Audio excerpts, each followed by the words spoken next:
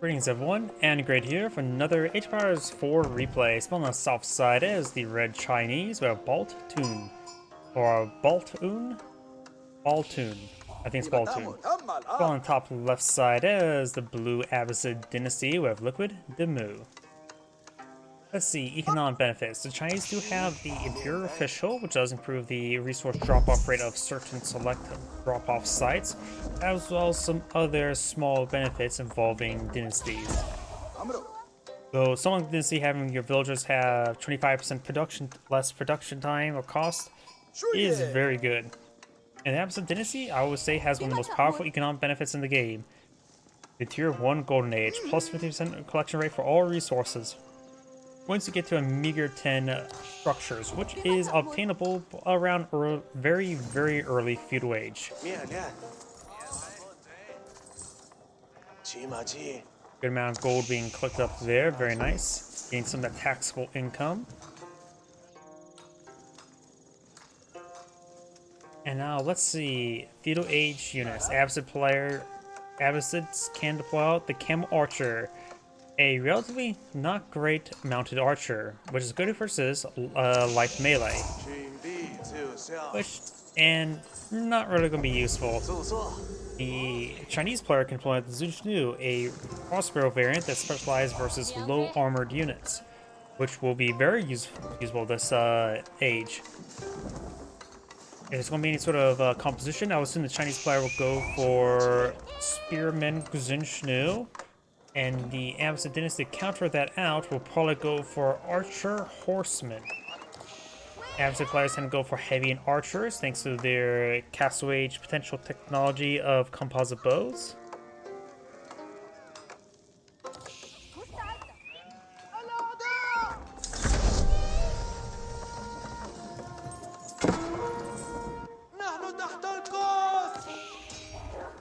Does spot the free military force there, does aggravate that wolf to bite some of these guys. Does with a scout there. Imperial Academy has now been deployed down the field, and Bardic and Sun being deployed out over here as well, which will provide some protection for a stone deposit. This is pointing that next to stone deposit, there's a good chance of maybe eyeing for additional town centers. Abbasid player is collecting stone now as well, he's eyeing for additional town center himself. And there's a Song Dynasty. Now his villagers have 15-second production time rather than 20. Horsemen and spearmen throwing some torches there onto the mining camp. It is out of radius. Wait, I'm thinking the wrong player. Abbasid's House of Wisdom does also provide an aura effect of fire armor.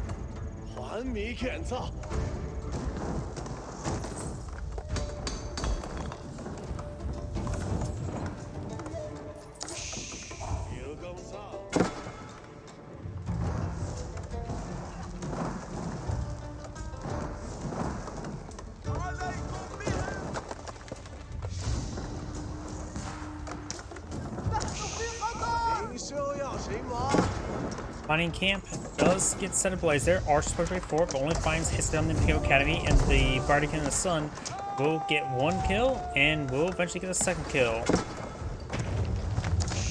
2 more hand cannoneer shots and he's down. Does pull back 1 shot remaining. Mining camp has been torched down by this point in time. It's not really needed. You can always get additional gold by collecting up taxes.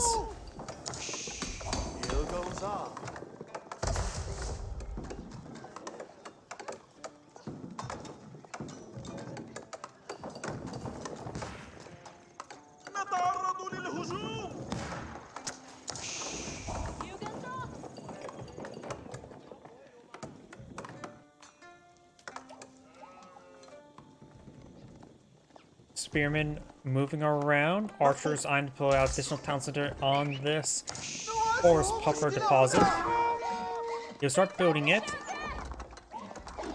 He will eat some hits there. The villagers eyeing to stand and fight. They do shank up one of these spearmen bit. He doesn't have to worry about the scout too much. Single villager been pulled off to shank the archer. The archer had little health, very little health remaining. Does pull back a single villager there. So close to take it down. It does get inside. Also have a couple villagers. And the scout does go down. Villagers need to get a run around. Large amount of overkill in these forces there. And it does take time to shoot the forest pupper into the town center. Abbasid player has put out his own second town center in the middle of the forest puppers, which means he will have he has a slight village advantage. What the hell? I just realized something. I got really confused. Look, both players have 0, so the military bar is like this. I don't think I've ever seen that before. Yeah, I've never seen that before, and I thought it was like something looks bugged out up here. Like, what is this bar? It's simply just there's no military on each side, so it's actually completely blank. So, seeing how no side's building a military at the moment, or has a military on the field, I'm going to go ahead and fast forward a little bit more, as they're both vying for a castle age. Of course, the Chinese do have technically 2.5 town centers for them than 2, so they will start pulling ahead in villager count. And Reds are playing up this gold here. So, with this more of a clear direction of going to Castle Age, let's talk about Castle Age unique units. Of course, likely the Chinese player will go for the astronomical clock tower, which will of course allow them to build astronomical clock tower variant of all the siege weapons. The clock tower Nest of Bees is a particularly good one because Nest of Bees are pretty good as a unique variation of the Magnum. More geared at dealing damage to infantry, does little less damage versus buildings, but should be very good in composition of likely his opponent going for mass composite bowmen archers. On the counterpart, his opponent will have access to both the Gilam and the Camel Rider. Camel Rider is an anti-cavalry specialist, and the Gilam is a man-at-arms variant that specializes in dealing damage to low armored units. Oh, we got some traders on the field. So do we got some early trade being pulled up by the Abbasid player? Did he go for the trade wing? Yeah, he went for the trade wing, not the economic wing. Like he would go for the economic wing last because these technologies are all good, though Fertile Crescent will be at diminishing turns, but at least dirt cheap either way. And of course now got the unique Palace Guard being pulled up by the Chinese. A fast-moving man-at-arms variant with one less armor. Let's go and go for Pierce armor research. Makes sense. He's expecting a good number of composite bowmen. We have some crossbows now being pulled up the Abbasid, which actually makes sense. He knows Chinese players like to pull out their Palace Guard, and this will allow him to get a good counter there. He does ghost that one up in time. He does get destroyed there, allowing these Palace Guards to hack apart some of these villagers. We got a pair of crossbows here for defense.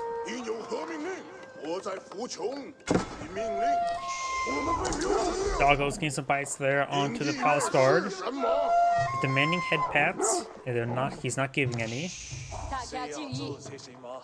Last force posts ready to be cleaned on up. We do have the mill being utilized to collect the berries. We got quite a bit of taxable income there.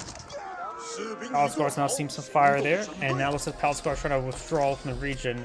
Villagers probably should just let them withdraw before building the wall segment. Yep, he decides to let the Palace Guard withdraw. He'd rather not be a threat than them to be dead. Composite bowmen now being researched. We've got some Gilons being pulled out as well.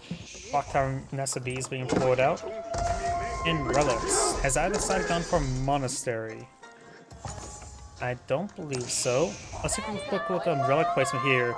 Got one here, safe for blue. Another one here in blue's sphere of influence. Or here, out in the open, contestable, but likely going to be captured by red. This one's a bit more red's area. And this one's a bit contestable, but more likely going to be in red's area, since blue has established where his wall's going to be. Red's now trying to break in through this area here. Does down the tree. Palace Guard can't make it through. Now got some crossbows responding over and decides to back off there.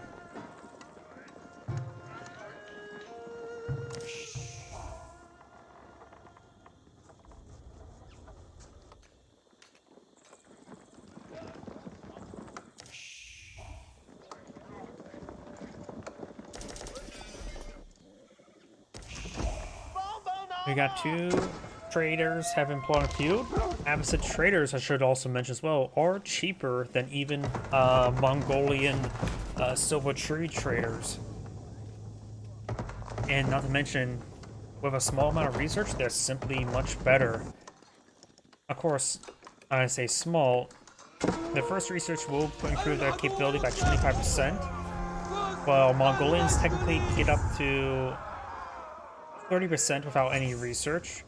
But when it comes to their Imperial Age, they of course get an additional 30%, while Mongols have to spend about twice the amount of resources there, just get plus 20% to get stone.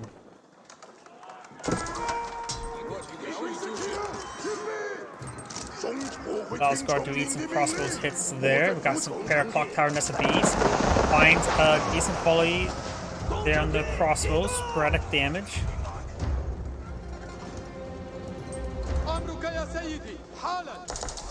Sorry, this you may hear my drink opening on up. Crossbows advancing on or back. Valsgard sees some damage there. Elon does brave some rocket fire.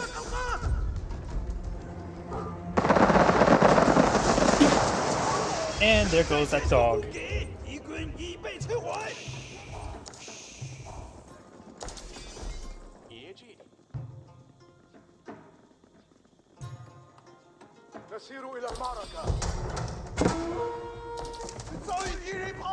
And now the Gilom push my forward, gain a bit of damage onto those villagers. And it would be best not to engage Giloms the villagers because Giloms specialize in low armored units. Does go ahead and let the walls being built there. Some are partially built. Giloms can force down that one pretty easily. Yes, Giloms now seeing some fire here. We also got some spearmen now put up by the Chinese player as well. Giloms now push way forward, trying to get a bit of damage here.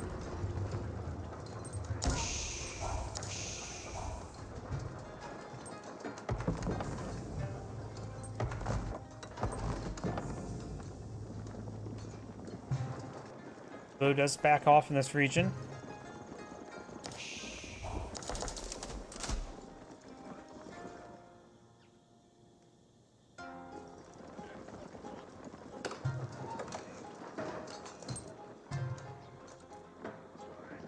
And right now, Blue is just being a little bit passive. And we got some monks now pulled out on the field.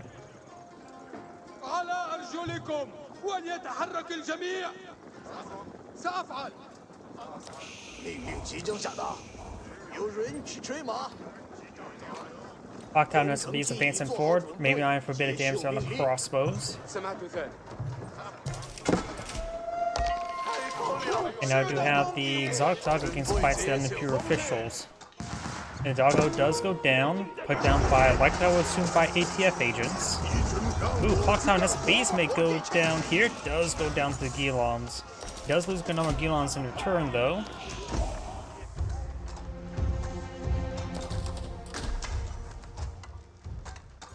We do have a Imam here.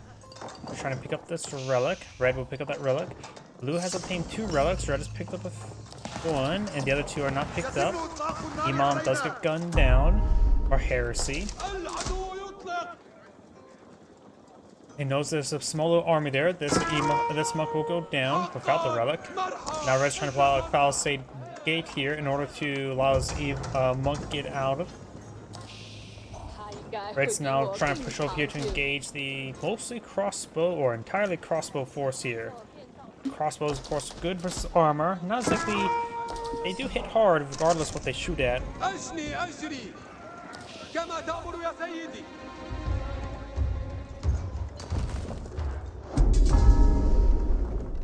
Second sight now being captured on up. We do have a good number of stone walls being put up by Red. Got the Great Wall being employed on out. Has some palisade walls here as well. Who has put a gate on the high ground. Very nice. You could play an outpost here. High ground doesn't give any damage benefits in Age of Empires 4, but does only give 8 vision range benefits, which is very important.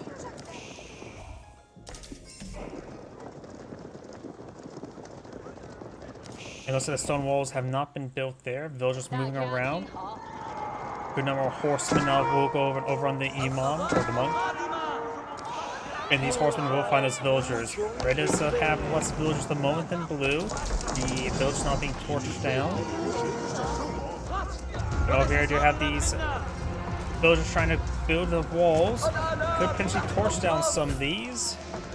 And all those villagers do go down.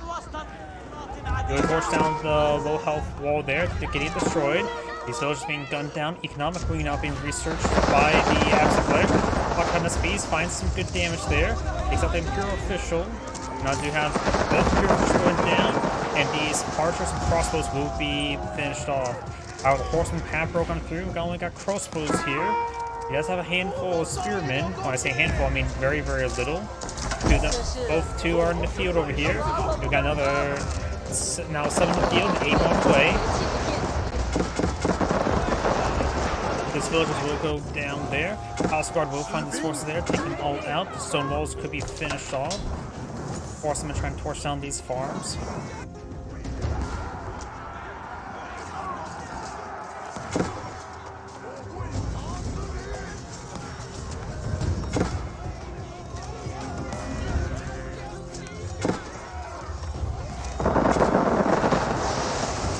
Down SBs to find a volley onto the Keylons.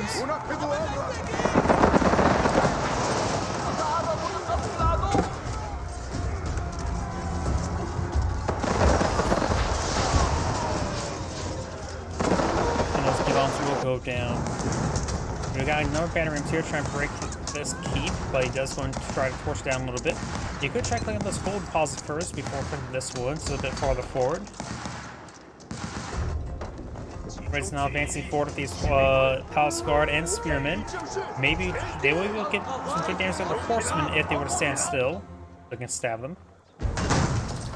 Banner's not connecting with the keep. Villagers may want to get inside the keep there to let it fire its arrows. Some of the villagers do go down, but most of the crossbows are going down now. The villagers should take time to torch down those battle rams. This clock on SBs will be focused down. He will be able to get it, but only barely though. And he does keep there. He didn't have any villagers repairing it up. And the keep does go down. We've now got the Great Gatehouse being pulled out over here. On the high ground. They really worked the ground. That is traversable land right here, I think. Maybe not. That was very cinematic and very, very ground warping. The game is just having a hard time with the deformation actions because you see the wall there and the gatehouse partially floating.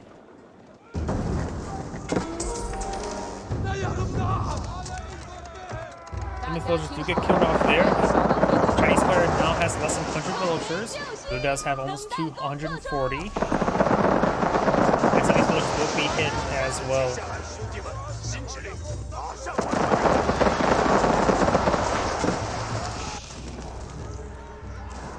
Spearmen now advancing forward, trying to hit these horsemen.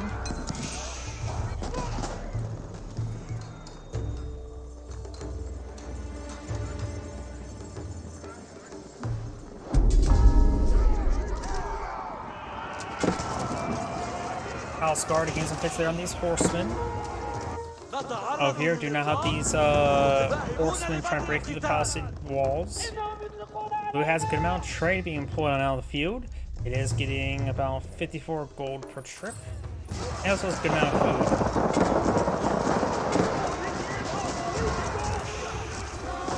Horsemen take quite a bit of damage there. We also got the Camel Rider. The Great Gatehouse is providing some fire support.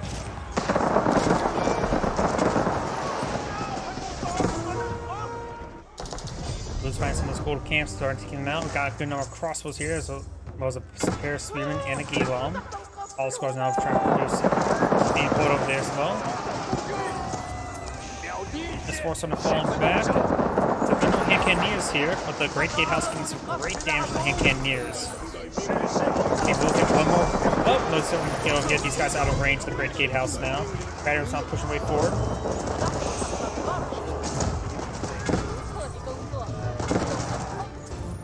Crossbows and this force just moving around. Going to pursuit by Palace Guard now.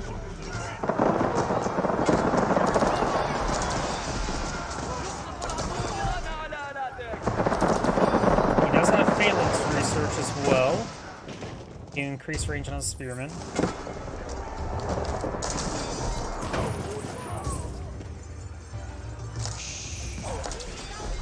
And it looks like the palace guards do go down. After all, this is mostly force of crossbows. Some of the villagers will go down. Gilon will be taken out, or the spearman. The Gilon's not going to hit as well.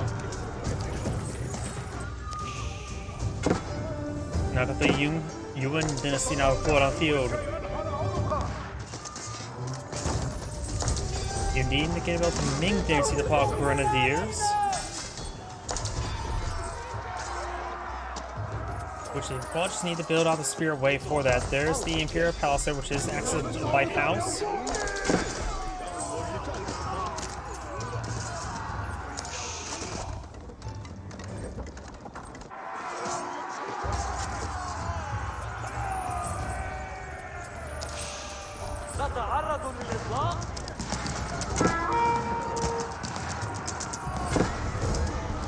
Spearman advances forward, does get some good damage there. And red does back up the game now. This is Great saying, thank you for watching, and on to the next replay.